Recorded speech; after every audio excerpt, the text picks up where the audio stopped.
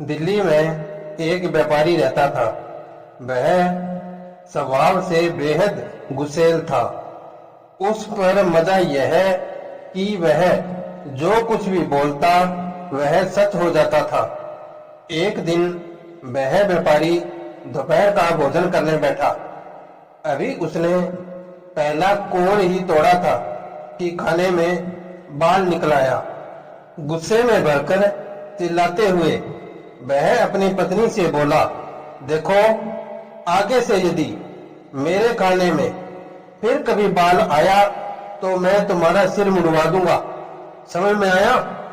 सुनकर व्यापारी की पत्नी भय से कांप उठी। अब वह पूरी सावधानी से खाना बनाती ताकि बाल न गिरने पाए। फिर भी न जाने कैसे एक दिन व्यापारी के खाने में बाल निकल ही आया। यह देख गुस्से से भरे व्यापारी ने अपने नौकर को आदेश दिया कि जाकर किसी नाई को पकड़ लाओ। नौकर चला गया। अब व्यापारी की पत्नी को आभास हुआ कि उस पर कैसी विपदा टूटने वाली है।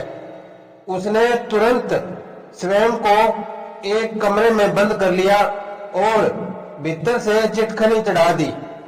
फिर उसने किसी तरह से उसी शहर में रहने वाले अपने 4 भाइयों को संदेश भिजवा दिया। बहन का संदेश मिलते ही चारों भाई व्याकुल व चिंतित हो उठे। सहायता के लिए वे बीरबल के पास जा पहुंचे। बीरबल बोला, आप चारों अपना ऊपरी शरीर निर्वस्त्र रख कंधे पे अंगोछा रखकर वहां पहुंचो, मैं भी वहां पहुंचूंगा। चारों भाइयों ने वैसा ही किया जैसा बीरबल ने करने को कहा था। इसी बीच व्यापारी का नौकर नाई को पकड़ लाया था। अब व्यापारी उस दरवाजे को जोर जोर से पीटने लगा जिसके पीछे उसकी पत्नी ने स्वयं को छिपा लिया था। तभी उसकी पत्नी के चारों भाई ऊपरी नंगे बदन कंधे पर अंगोछा रखे वहां आ पहुंचे। व्यापारी उन्हें देखकर भौचक्का रह गया।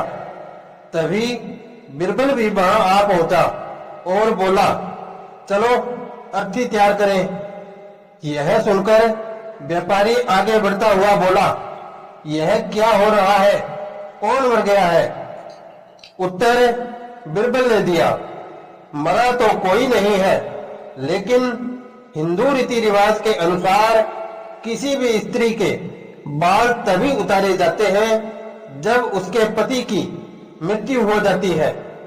हमें जब पता चला कि तुमने अपनी पत्नी का सिर मुड़वाने को नाई बुलवाया है तो हमने बाकी तैयारियां भी पहले ही कर ली। अब व्यापारी को अपनी भूल का आभास हुआ। वह बोला, आप लोगों ने मेरी आंखें खोल दी। मैं क्या अनर्थ करने जा रहा था। अब मैं ध्यान रखूंगा कि गुस्से में आकर ऐसा कोई निर्णय न लूं जो मेरे लिए हानिकारक हो।